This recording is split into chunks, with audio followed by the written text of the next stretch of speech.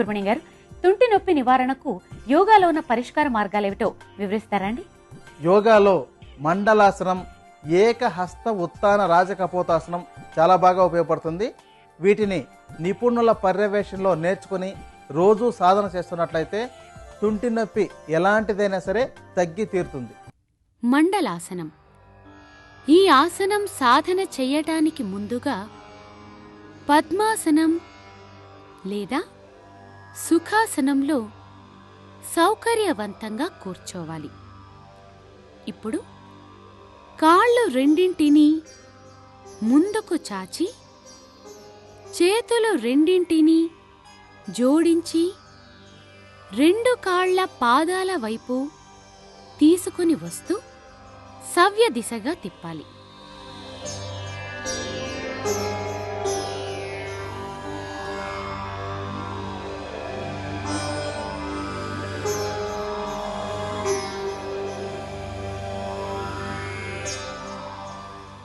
ఇలా కొంత సమయం తిప్పి మరలా జోడించి ఉన్న చేతుల్ని అపసవ్య దిశగానూ తిప్పాలి. ముందుకు వంగినప్పుడు శ్వాస బయటకు వదలాలి. వెనక్కి వచ్చినప్పుడు శ్వాస పీల్చుకోవాలి.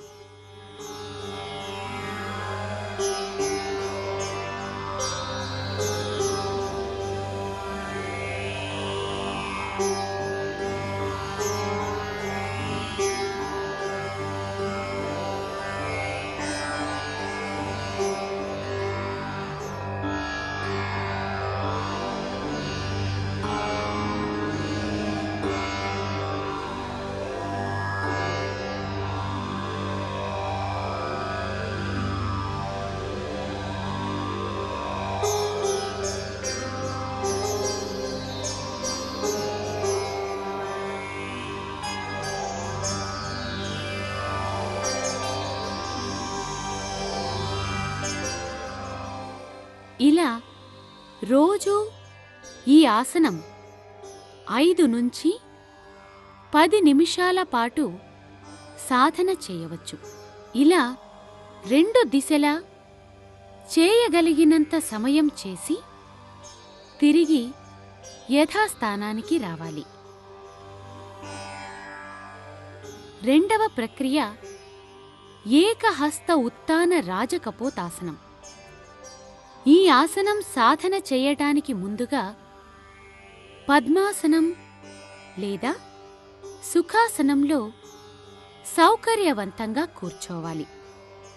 తరువాత కుడి కాలును వెనక్కి పోనిస్తూ వెనుక చాచి ఉంచాలి. ఎడమ కాలును ముందుకు మడిచి ఉంచాలి.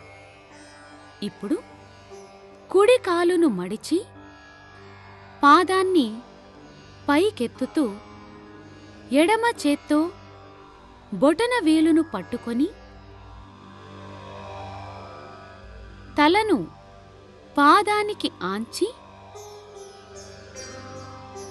కుడి చేతిని ముందుకు ఎత్తి ఉంచాలి. శ్వాస సాధారణంగానే తీసుకోవాలి. ఇలా ఈ భంగిమలో ఉండగలిగినంత సమయం ఉండి తిరిగి నెమ్మదిగా యథాస్థానానికి రావాలి. తరువాత ఎడమ కాలును వెనక్కి చాచి ఉంచి కుడి కాలును ముందుకు మడిచి ఉంచి ఎడమ కాలును మడుస్తూ పాదాన్ని పైకి ఎత్తి ఉంచి కుడి చేత్తో కాలి బొటన వేలును పట్టుకొని తల వైపుగా లాగుతూ పాదాన్ని తలకు ఆంచాలి. ఇప్పుడు ఎడమ చేతిని ముందుకు పైకెత్తి ఉంచాలి. శ్వాస సాధారణంగానే తీసుకోవాలి. ఇలా ఈ ఆసనం రోజు 2 పక్కల 3 నుంచి 6 సార్లు సాధన చేయవచ్చు. ఇలా ఈ భంగిమలో ఉండగలిగినంత సమయం ఉండి తిరిగి యథాస్థానానికి రావాలి.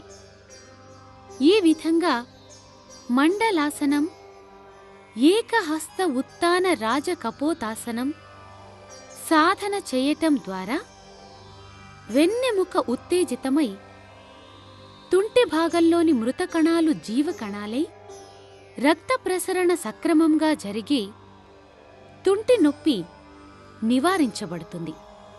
ఈ ప్రక్రియల తర్వాత ధ్యానం చేసి మత్స్యాసనం సాధన చేయటం ద్వారా శరీరంలోని అన్ని అవయవాలకు విశ్రాంతి దొరుకుతుంది.